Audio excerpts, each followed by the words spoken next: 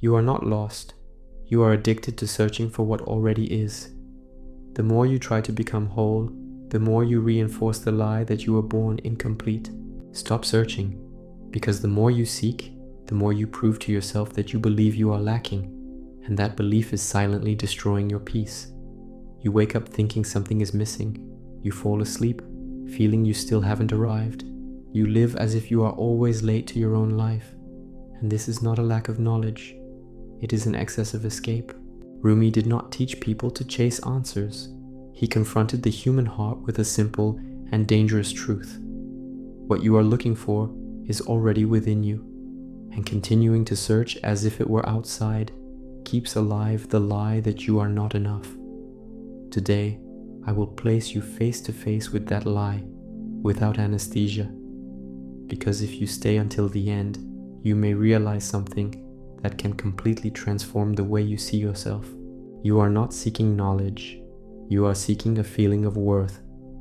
And until you recognize this, you will keep switching from video to video, from teacher to teacher, from promise to promise, like someone changing mirrors, hoping the reflection will finally please them. But the problem was never the mirror, it was the way you look at yourself. Rumi spoke to those who were tired of running, not to those who wanted more theory. He spoke to those who felt deep down that they had already heard everything and yet still felt empty. There is a part of you that enjoys searching, because searching gives the feeling of doing something. It creates the sensation of progress, of movement. But movement is not transformation. Sometimes it is only sophisticated distraction. And you know this, because even after learning so much, you still feel that restlessness, that subtle sense that something is missing. And that feeling does not disappear with more content, because it is born from the idea that you are separated from what you seek. Rumi wrote, "You wander from room to room, hunting for the necklace that is already around your neck." He was not crafting poetry just to be beautiful. He was exposing a human blindness. You keep walking from room to room inside your own mind, comparing, analyzing, waiting for the right moment to finally feel whole. But you never touch your own neck. You never check what you are already carrying. You never stop to feel what you already are. In Sufism, the heart is called the center of spiritual perception. This is not sentimentality. It is living awareness, the capacity to perceive truth without needing to accumulate anything else. But you were trained to distrust what you deeply feel, to constantly seek external validation, and every time you do, you reinforce the idea that you do not trust yourself. And whoever does not trust themselves lives in constant search of confirmation. The ego, which in Sufism is called the nafs, is the voice that whispers that you have not arrived yet, that you do not know enough yet, that you are not enough yet. As long as you believe that voice, you will keep running, because running avoids silence. And silence is dangerous, because in silence you may realize that the lack never truly existed, that it was merely a narrative repeated so many times it became truth inside your head. Have you noticed that the search never ends? There is always one more step, one more level, one more promise. This endless ladder keeps you too busy to perceive something simple. If you were truly broken, you would not be aware of it. There is something within you that observes your restlessness, something that perceives your search, something that remains intact while you run. And that something is what Rumi pointed toward. Now pause for a moment. No technique, no ritual.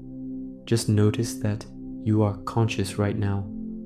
There is a presence here, before any thought about improving, evolving, or seeking. And this presence lacks nothing. It is not asking for more content. It simply is. And perhaps that is what frightens you most, because if you already are, then the race loses its meaning.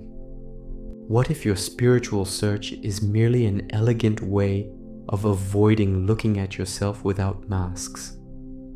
What if every new method you embrace is just another layer to avoid facing what is already alive within you, because when you stop searching, you are left alone with yourself. No distraction, no excuse, no future promise, just you and what already is. Rumi did not invite accumulation. He invited remembrance. Remembering is different from learning. Learning adds, remembering reveals. Sufism is a path of recollection, of wiping the dust from the heart so it may reflect what has always been there. And this does not require more information. It requires the courage to stop, the courage not to run, the courage to admit that perhaps you were never incomplete. How many decisions in your life were driven by the feeling that you needed to prove something? To prove you are capable, to prove you are worthy, to prove you are spiritual enough. And while you try to prove, you reinforce the idea that you are not yet. But who would you be if you stopped proving? Who would you be if you accepted that the source you seek is not in the next step, but in this very instant? The truth is uncomfortable. Searching can be more comfortable than finding, because finding means taking responsibility. It means stopping blaming the lack of knowledge, the lack of opportunity, the lack of technique. It means living from what is already available within you. And that is too intense for someone who has grown accustomed to postponing their own greatness. Rumi said that what you seek is seeking you. This means there is no real distance between you and what you call meaning.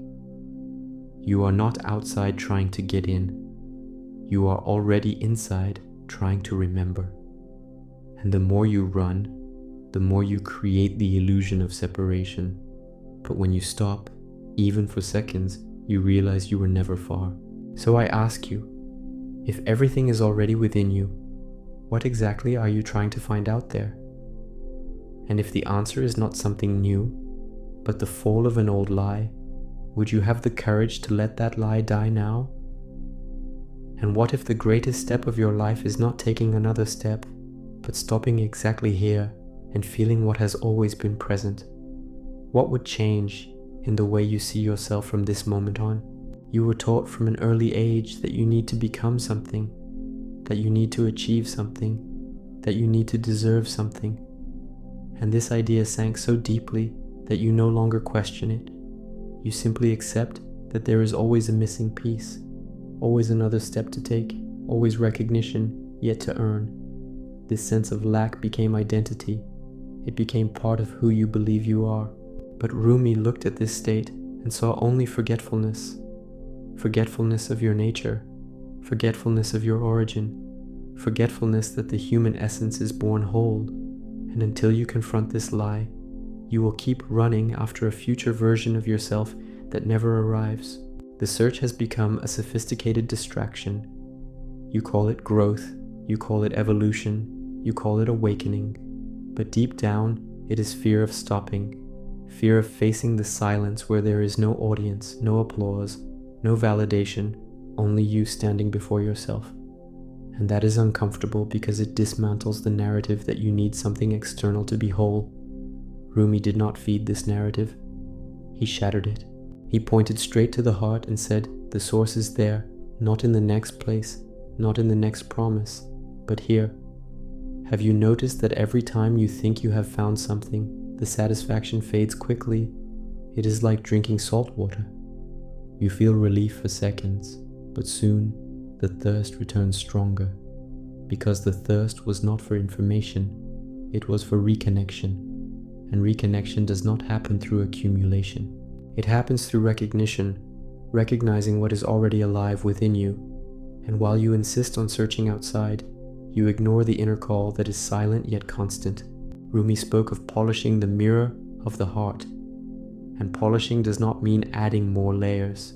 It means removing what covers it, removing the dust, removing the beliefs that make you think you are small, separated, distant from what you seek. Each of these beliefs acts like a veil, and the more veils you accept, the less you see your own light. So you begin searching for light everywhere, except within yourself. There is a force in you that is not broken, not behind, not lost. but that force has been muffled by years of comparison, by years of pressure, by years of being told you must improve before you are worthy.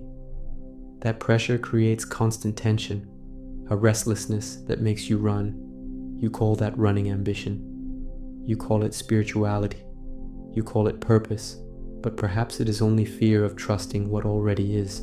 Rumi did not promise to turn you into something different. He pointed toward remembrance, toward recalling what you have always been.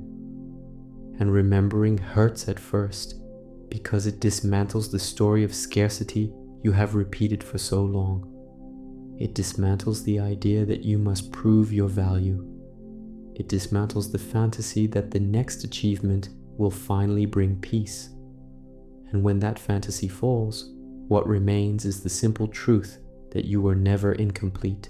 The constant search creates an identity of eternal student, eternal seeker. That identity seems humble, seems spiritual, but it can hide a deep escape. Because while you are always seeking, you never have to admit that what you are looking for is already within you. And admitting that is frightening, because it means no longer depending on external approval, no longer depending on miraculous methods, no longer depending on anything outside. In Sufism, the path is not infinite expansion of information. It is return to the center, return to the heart, return to the awareness that observes everything. And this return is too simple for a mind that loves complexity. The mind prefers complicated maps, elaborate theories, the feeling of progress. But the heart asks for something different. It asks for silence. It asks for presence. It asks for the courage to stop. You can keep accumulating, you can keep watching, you can keep reading. But if there is no moment of stopping to feel what is already here, nothing truly changes. Only the surface changes. Only the vocabulary changes. Only the narrative changes. But the feeling of lack remains. And Rumi spoke of breaking through that surface, going straight to the core, the center where there is no deficiency. And the core is simple. You are alive, conscious, capable of perceiving your own thoughts.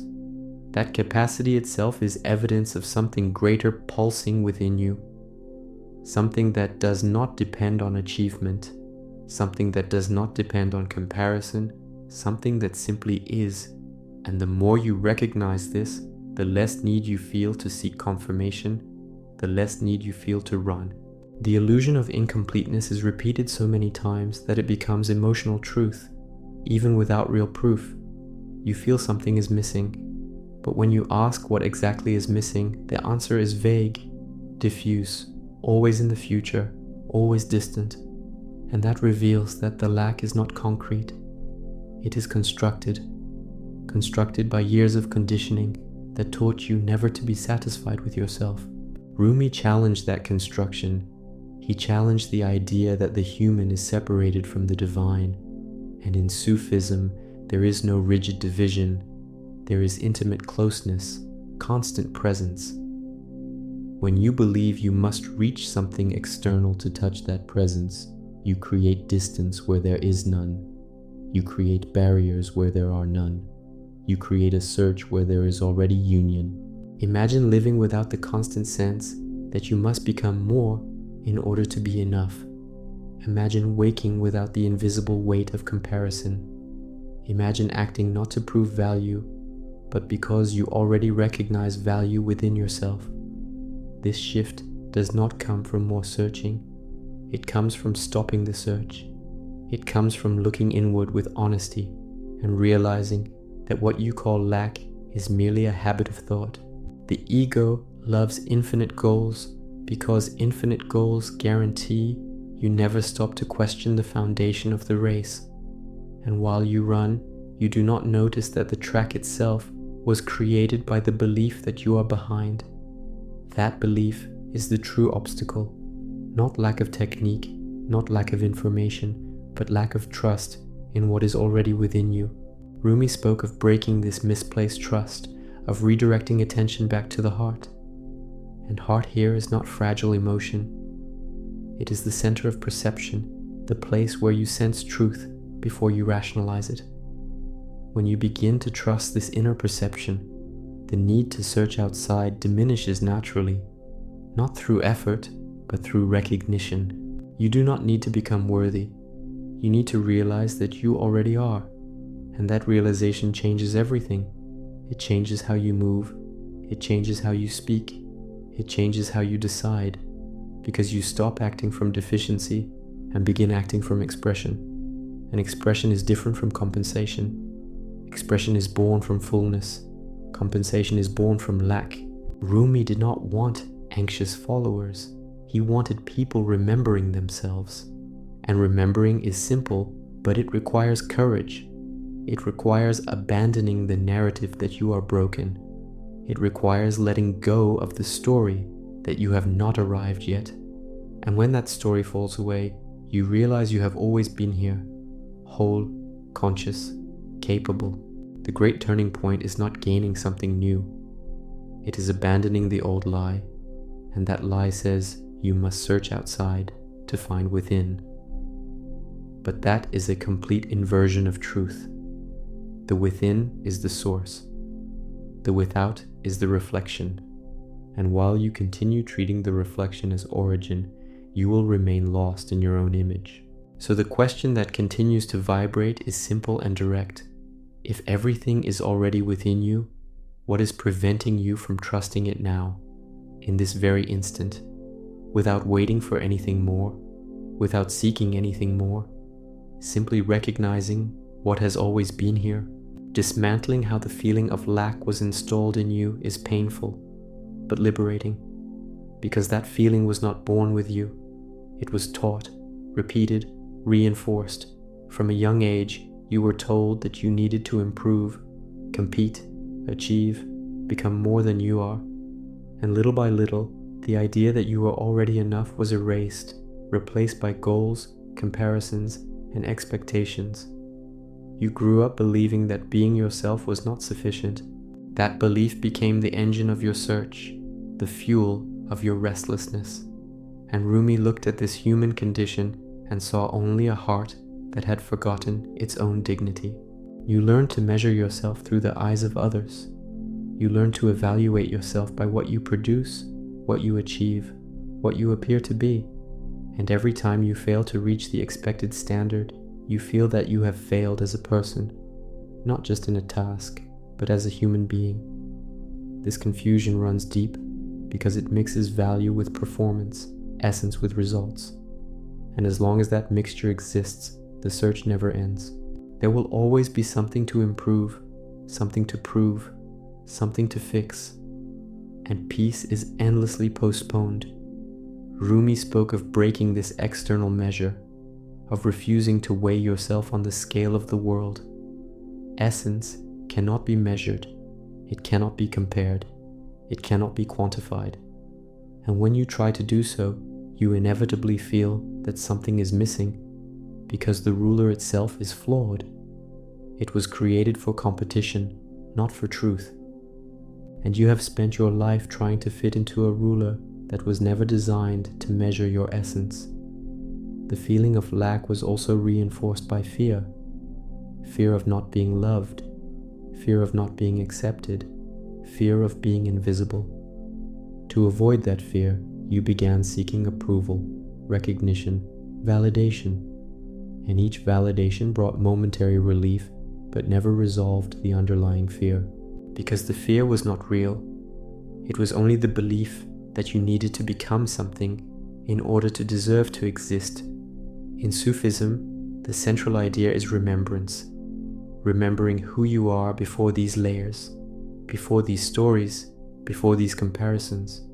And this remembrance does not require external effort. It requires inner courage.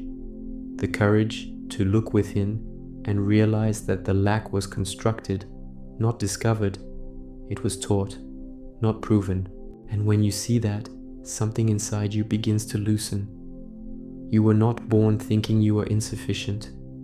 You learned it when you were compared, when you were corrected without understanding, when you were praised only for what you did and not for who you were.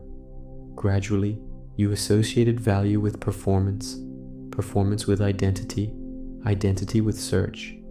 The search became routine, automatic, a mode of emotional survival. Rumi did not accept that survival as destiny.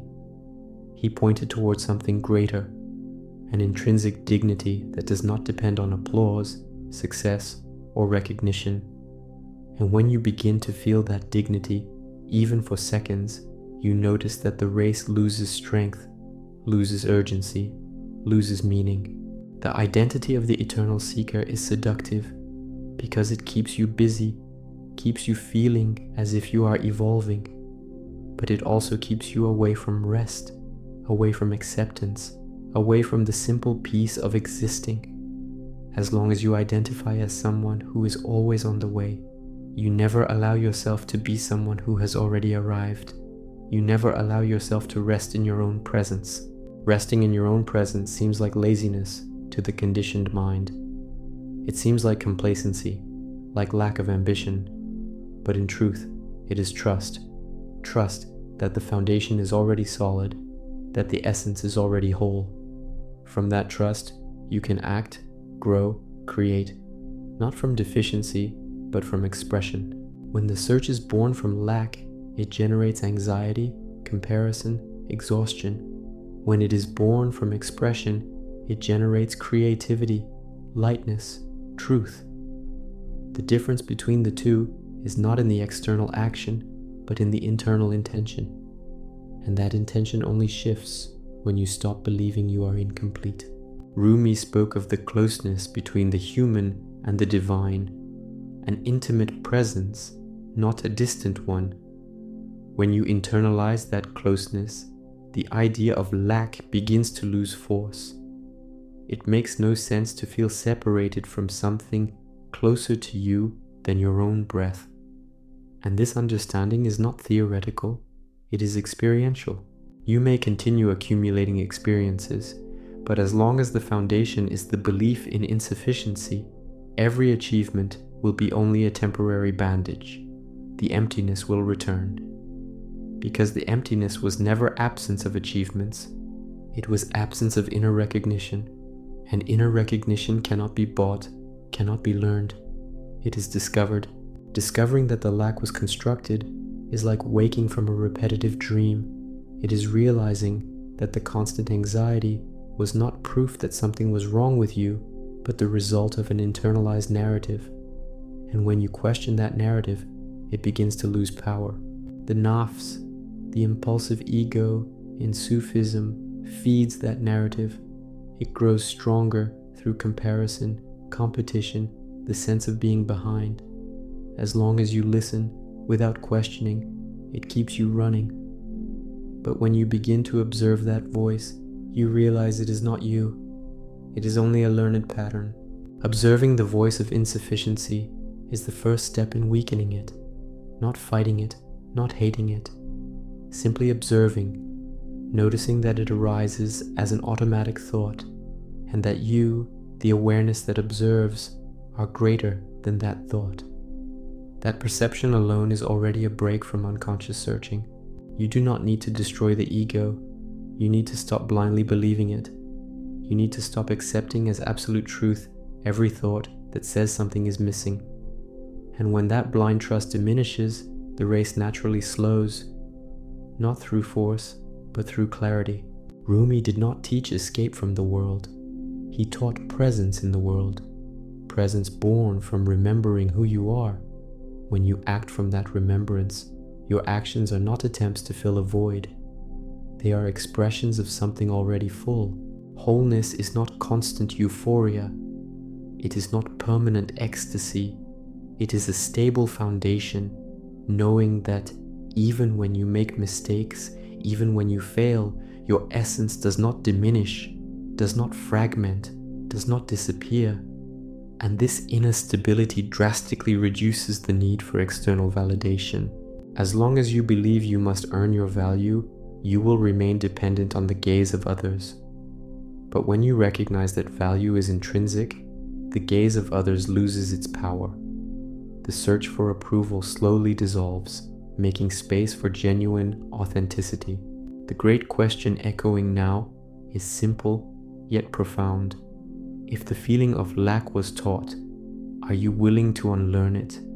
Are you willing to question every thought that says you are not enough yet? Because liberation begins exactly at this silent point of decision within you. Going deeper into the daily practice of remembering who you are in the midst of chaos is the decisive point, because it is useless to understand all of this now, and tomorrow return to autopilot, return to comparison, return to the race. The world will not stop to make your remembrance easier. It will remain noisy, competitive, accelerated, and it is precisely in that noise that Rumi's teaching becomes alive. Sufism was never an escape to distant mountains. It was awakening in the middle of the marketplace, in the middle of ordinary life, in the middle of responsibilities. Remembering who you are is not repeating beautiful phrases. It is not forcing positive thoughts. It is interrupting, for a few seconds, the automatic narrative that says you are behind. It is breathing consciously in the middle of pressure and realizing that your essence was not affected by the email that arrived, by the criticism received, by the goal not achieved. That small pause changes everything because it breaks the unconscious flow of the search. When someone criticizes you, the first reaction is to defend yourself or diminish yourself. That reaction is born from the belief that your value depends on external opinion. But if you remember, even for a moment, that your essence is not at stake, the criticism loses the power to define you. You can listen, you can adjust what needs adjusting, but you do not need to enter the race to prove you are enough. In traffic, in stress, in the silent comparison that arises when you see other people's lives, that is where the practice begins. That is where you notice the automatic impulse to seek validation, to measure yourself, to feel smaller or greater. And that is where you can choose to stop internally, feel your breath, and remember that nothing external has authority over your essence. Rumi spoke of presence, of being fully where you are, and being whole does not mean being perfect. It means being conscious. It means noticing your thoughts without fusing with them, noticing the voice that says you need to be more, and not accepting it as absolute truth, but as an old echo of conditioning. This practice is simple, but it requires consistency. It requires inner vigilance, not tense vigilance, but attentive awareness, like someone observing the sky and noticing the clouds passing without confusing themselves with them. Thoughts of insufficiency are clouds. They are not the sky. You are the sky that observes. When you catch yourself comparing your life to someone else's, stop and ask, what exactly do I think is missing right now? Often the answer will be vague, just a diffuse sensation of inferiority. And by perceiving that vague sensation, you begin to dismantle it. You begin to weaken the belief that sustains it. Rumi did not teach the denial of emotions, but the crossing of them with awareness. So when the feeling of lack arises, do not push it down. Do not hide it. Simply observe it. Feel it in your body. Notice how it tries to convince you that you must immediately chase something. And in that exact moment, choose not to run. Choosing not to run is not giving up on life. It is changing motivation. It is acting not to fill an imaginary hole, but to express what is already alive within you. And that shift in motivation completely transforms the quality of your actions. At work, you can continue striving for excellence, not because you feel insufficient, but because you want to manifest your best. That is entirely different. When the foundation is wholeness, a mistake does not destroy your identity. It simply adjusts your path. In spiritual life, you can continue studying, watching, learning, not as someone desperate to complete a void, but as someone curious, open, already whole. That difference transforms your relationship with knowledge. It stops being a crutch and becomes a tool. The channel you follow, the authority you have chosen to listen to, is not meant to create dependence. It is meant to point you inward, to reinforce remembrance.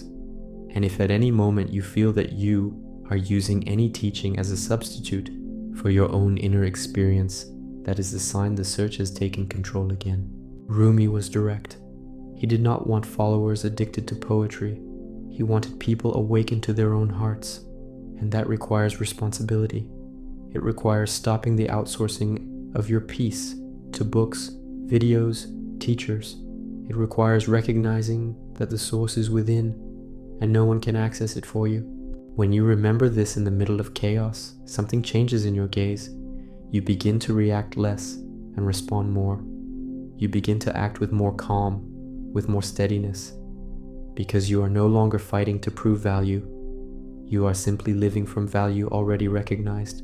This remembrance must be repeated many times a day. Conditioning was repeated for years. It does not dissolve in a single insight. It dissolves in small daily decisions not to automatically believe the voice of insufficiency. Each time you choose to trust your essence, even when the world suggests you are not enough, you strengthen a new inner foundation, one that does not depend on applause, comparison, or validation.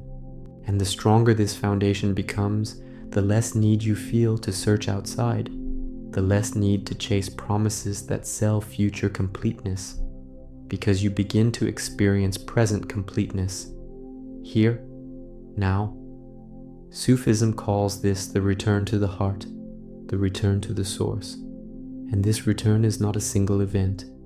It is a continuous movement, remembering, forgetting, remembering again, until remembrance becomes stronger than forgetting.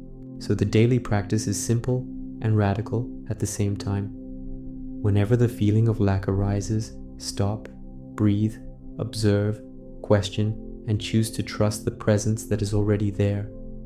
If you do this with honesty, you will begin to notice that the search loses strength, because the root of the search, the belief in insufficiency, begins to die. And now, the question that inevitably echoes remains: are you willing to practice this in the middle of your real life, in the middle of your pressures, in the middle of your relationships?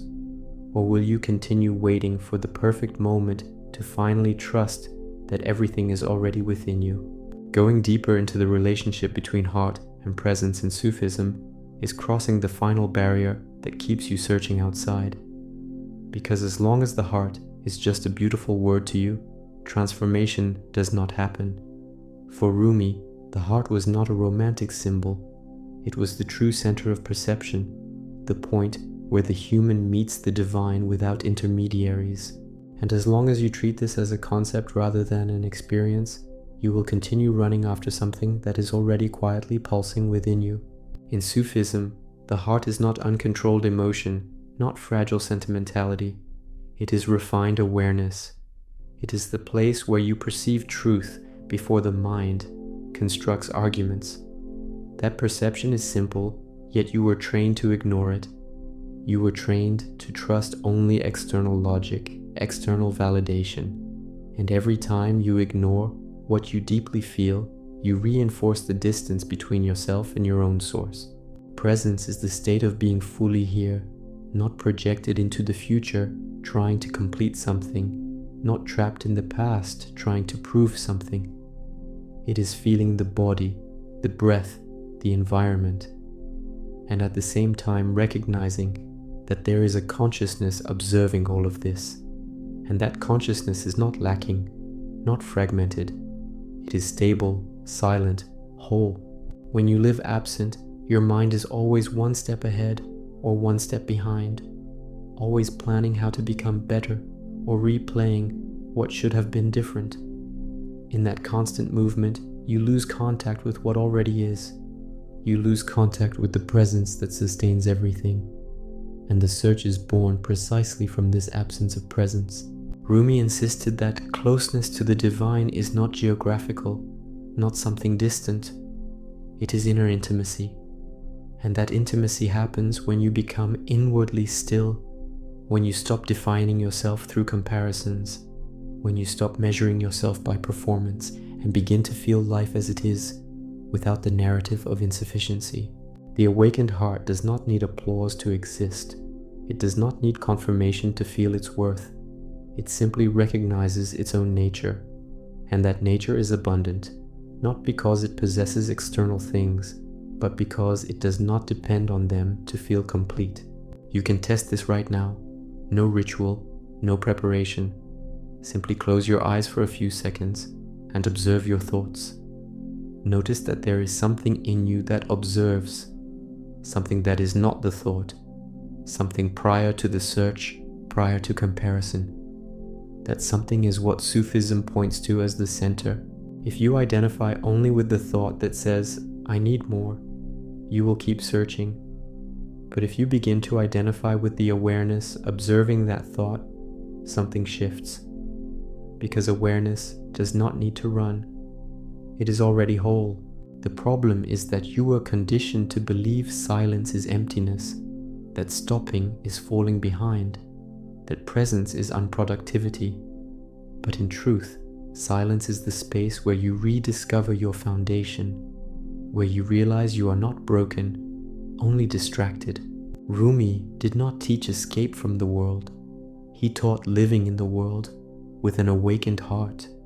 That means acting, working, loving, creating, but without the constant tension of proving something, without the anxiety of filling an imaginary void.